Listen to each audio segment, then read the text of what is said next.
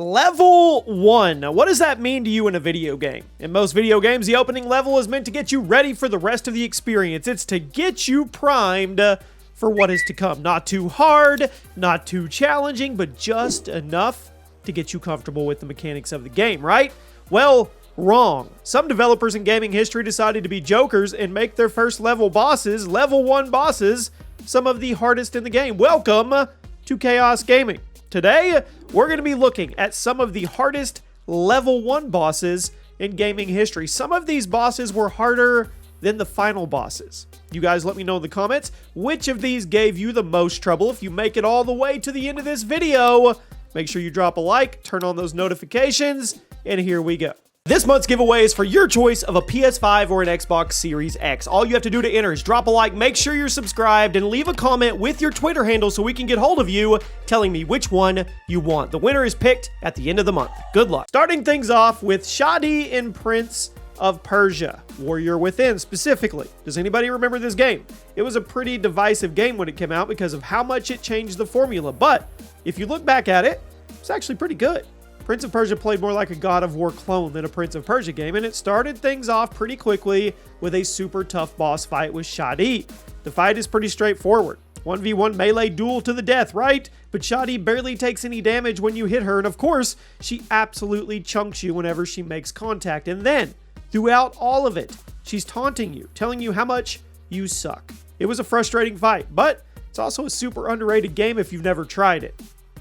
The Butcher in Diablo. If you've played Diablo back in the day, you probably remember roaming around the map and then accidentally running into the Butcher when you were way under leveled, at which point he would just beat the crap out of you. Now, the Butcher technically can be avoided, but he's put in a spot where Blizzard knew you would almost certainly run into him on your first playthrough, and now almost every Diablo player hates him just for that reason. If you walk by his chamber, he'll yell at you, "Ah, fresh meat," and then he'll charge at you with a giant meat cleaver. Now, if you're not leveled up, you're dead. You're dead. It's not impossible to kill him, but it's pretty close to that. The Butcher terrified plenty of 90s kids back in the day, and he's deserving of a spot on this list, even if he's not technically the first chronological boss in the game.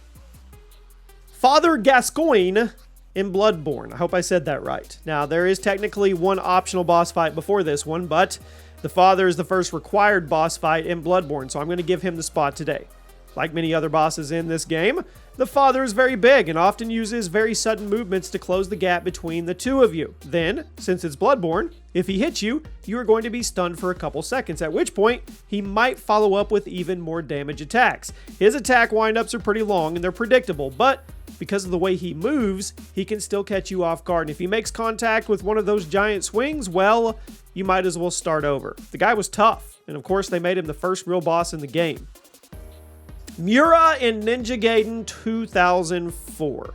Now, the 2004 version of this game is extremely difficult. So, of course, the first boss fight in the game is with a guy who pretty much is on the same level as you in terms of speed, style, and strength.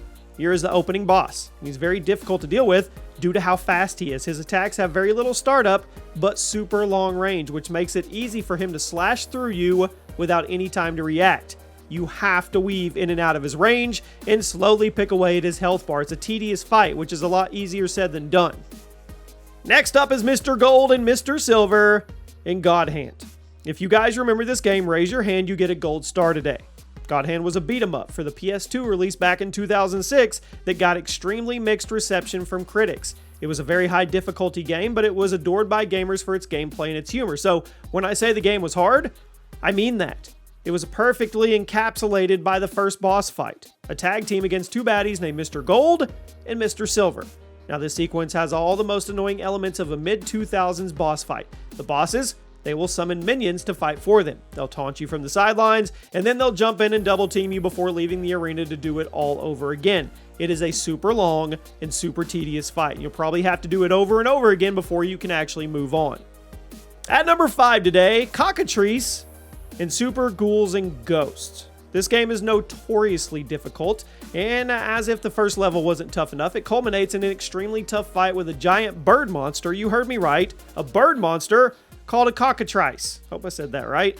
In terms of a boss design, it's pretty simple. He flies around slowly and attacks pretty slowly, and if you just hit him a bunch of times during his cooldowns, you'll probably be okay, but there's a catch. I mean, it is. you are also moving very slowly, and he has a ridiculous amount of health while you don't. So, if you screw up once or twice, it's game over. Super Ghouls and Ghosts is a very hard game. They really don't make games like this anymore. Gollum in Mega Man Zero. Pretty much every Mega Man game in existence is hard, and Mega Man Zero is probably one of the hardest, so it seems appropriate the first boss of the game is this strong. Like many Mega Man bosses, the Gollum, well, takes up to about a third of the entire screen, leaves very little room for you to operate and avoid his attacks, and the only real strategy for beating him is jumping on the very edge of the screen while he attacks. Then you can drop down to hit him a couple times, jump to the edge of the screen, avoid his attacks, and rinse and repeat until he's gone. The Gollum may not be the hardest boss in Mega Man history, but I think he's the hardest first boss. Vanguard and Demon Souls. Now, this boss only gets the number 3 spot because you're actually kind of supposed to die to him, but that doesn't mean he's unkillable, and it definitely doesn't mean he's any less frustrating. He's huge, he's slow, he barely takes any damage when you hit him, and he absolutely chunks you when he makes contact. Like I said, it's possible to kill him, but most people only realize that after they died to him, and dying to him is actually part of the progression of the game. So if you play it slow and you abuse fireballs, you can eventually kill him. But all I'm saying is don't feel bad or disappointed dying to the Vanguard and the Demon Souls remake, because that's what most of us did in our first playthrough as well. At number 2 today is Ludix, Gundur, and Dark Souls 3. Now, the Vanguard was supposed to be you're supposed to lose, okay? The Ludix Gundur is not, and it's way harder than Vanguard. In fact, some people in the Dark Souls community call this one of the hardest boss fights in the entire series, and it's the very first one in DS3. He's a giant knight with a massive spear, has super slow attacks that cover half the arena. Now, it doesn't matter how hard he telegraphs his attacks, because he's still going to hit you from across the screen. The game only gives you a few minutes to get through the tutorial before tossing you in the arena with this freak of nature, so it really forces you to learn on the fly. Now, honestly, the rest of Dark Souls 3 is pretty easy compared to how it starts, so if that's what From Software was going for, well, mission accomplished.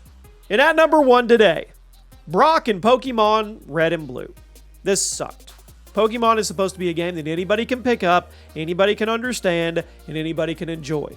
But in the original game, the first gym leader was Brock, and he would kick your butt so easily that a lot of us had to restart the game altogether. Because of the way Pokemon is a game, you have to make sure you have the right types of Pokemon in your arsenal, and then they have to be trained up a certain level, or else you're never going to beat the gym leaders. Well, in Pokemon Red and Blue, this was a lot easier said than done, and it wasn't uncommon to go into the Brock fight completely underleveled and then literally get stuck there and have to restart your entire save file with a new starter Pokemon.